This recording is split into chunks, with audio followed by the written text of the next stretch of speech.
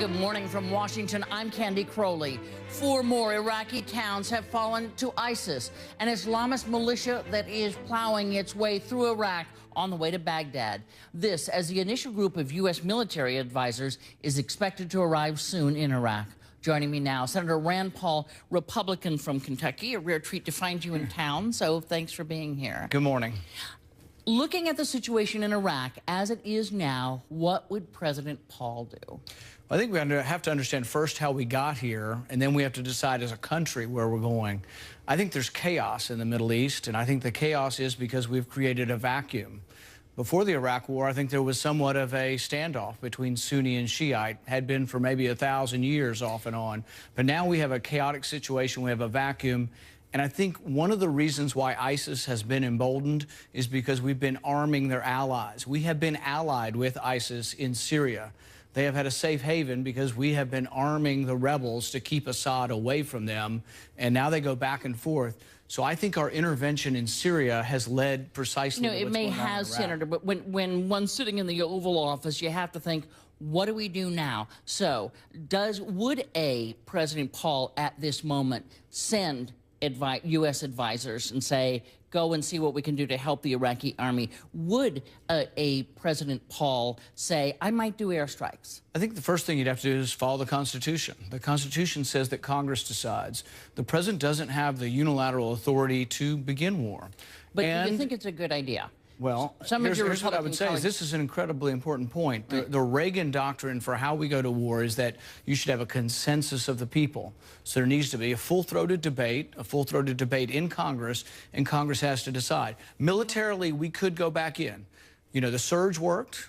Obviously, we have the military might and power, but the country as a whole has to decide, do we want to send 100,000 troops in, or are we willing to have 4,500 young Americans die to save a city like Mosul that the Shiites won't even save, that they've fled? What does Rand Paul think at this point? No ground troops. I think that we need to see... And I think most everybody agrees. How about airstrikes? I think we need to see what the Shiites will do to defend themselves. If the Shiites are not willing to fight for their country, it may be that their country is not going to exist. No, because by the time you hold a plebiscite and find out how people feel about Iraq, by the time you get Congress to do anything, it's 2 weeks later, and the ISIS is sitting in Baghdad. Right. So you're going to have to move pretty quickly here, but you're against airstrikes. There are times when a president would move quickly to dispel an imminent threat to our country. But where I disagree with the president is his theory in Libya was that there was an imminent threat to Benghazi. That's not what an imminent threat is. It's an imminent threat to our country.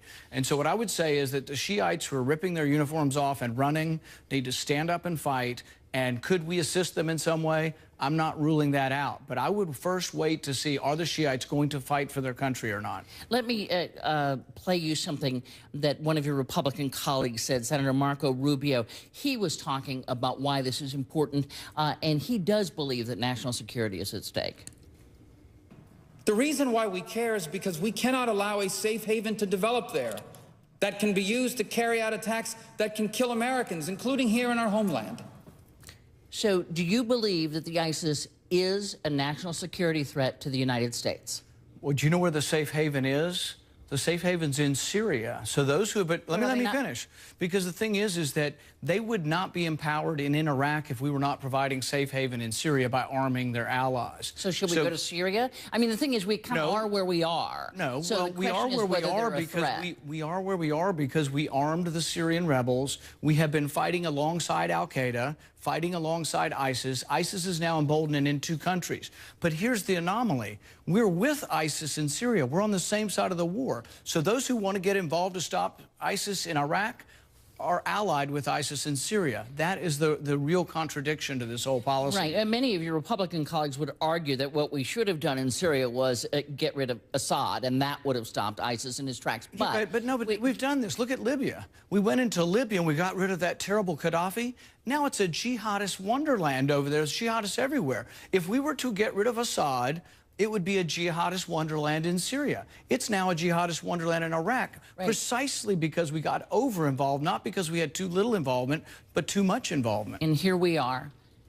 Can a terrorist haven in Iraq, does a terrorist haven in Iraq, which it may be soon, threaten the national security of the U.S.? Yes or no? Well, it could at some point. I would say right now, if you are a member of ISIS, you're looking at the Shiites right in front of you in the battles you're fighting. I don't believe that ISIS is right now in the middle of a battle saying, I think we're going to send intercontinental ballistic missiles to America. So could they be a threat? Yes. But what I would say Shouldn't we stop them now? Well, we should have not armed them.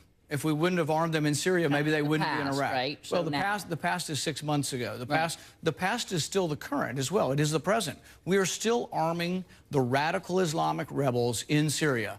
So the homeland, they're going back and forth across the border. They go back into Syria, and that is a homeland that we are helping to defend for them. How do you stop that? Well, let's not be involved in the Syrian civil war, and let's not be involved in the Iraq civil war. I think that out altogether. Well, no. What I would say, what I would say is that Maliki is an ally. Although here's the thing: is they think they're going to create stability by pushing Maliki out in the middle of a war. So we push him out, and then we have another power vacuum, and nobody leading the country at all. What I would say is, and my prediction is, that Maliki will stand up, and the Shiites will stand up, that ISIS will not be able to take Baghdad, and there will be a civil war over there, but there'll be a civil war with feckless people on one side that aren't necessarily great allies of ours, who are allies of Iran, and on the other side, allies of al-qaida. You have to ask yourself, are you willing to send your son? Am I willing to send my son to retake back a city, Mosul, that they weren't willing to defend themselves? I'm not willing to send my son into that mess. Let me move you to a different subject, and that is you are working with Senator Cory Booker, a Democrat from New Jersey, on reestablishing federal voting rights to nonviolent felons who have served parole and et cetera. What of all the issues facing Congress at this point, what draws you to that? Is this about Republican inroads into minority communities? As I've traveled about the country and within my state talking to people, I found a number of people. In fact, as I've explored the issue, there's nearly 1 million people in our country who have lost their voting rights. In Kentucky, you lose your voting rights forever. I have a friend whose brother grew marijuana plants 30 years ago in college, has a felony conviction, and still cannot vote 30 years ago. I think that's wrong and unfair. Republicans, I think, have been unfairly tarred as, trying to suppress vote. Here's a Republican who wants to enhance the vote. This is a much bigger problem than anything else limiting voting right now. Nearly 1 million people can't vote, and I want to help people get their right to vote back. And as we know, African Americans, percentage-wise, certainly make up a larger percentage of folks being incarcerated. I think the NAACP has estimated about 1/3 of young black males are in jail. Is this a way for the Republican Party to begin outreach, which they have said for decades they needed to do, into minority communities? Well, I think it's both. I believe in the issue, but you're right. It is opening the door for me to talk to communities. 3 out of 4 people in prison are black or brown for nonviolent drug use. However, when you do surveys, white kids are doing drugs at an equal rate, and they're a much bigger part of the population. So why are the prisons full of black and brown kids? It's easier to arrest them. It's easier to convict them. They don't get as good at attorneys. And frankly, they live in the city in a much more collected fashion than in the suburbs. And so the police are patrolling the city more. But it is unfair. The war on drugs has had a racial outcome unintentionally, but it has a racial outcome, and I want to try to fix it. And we should say your bill, in fact, does change some drug laws in order to try to even out the punishment for similar drugs.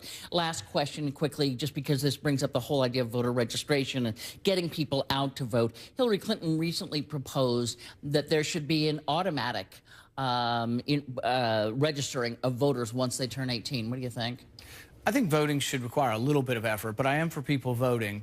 Registration's not as big a deal for me how we do it. In fact, I've talked with other senators about maybe online registration to make it easier. But voting needs to be in person. I don't like the concept of you don't even have to get off your couch to vote. So I am for going to the polls, but I'm also for giving people their voting rights back, and I'm for everyone voting, no matter who you are, whether you're Democrat, Republican, Independent. I think more the better.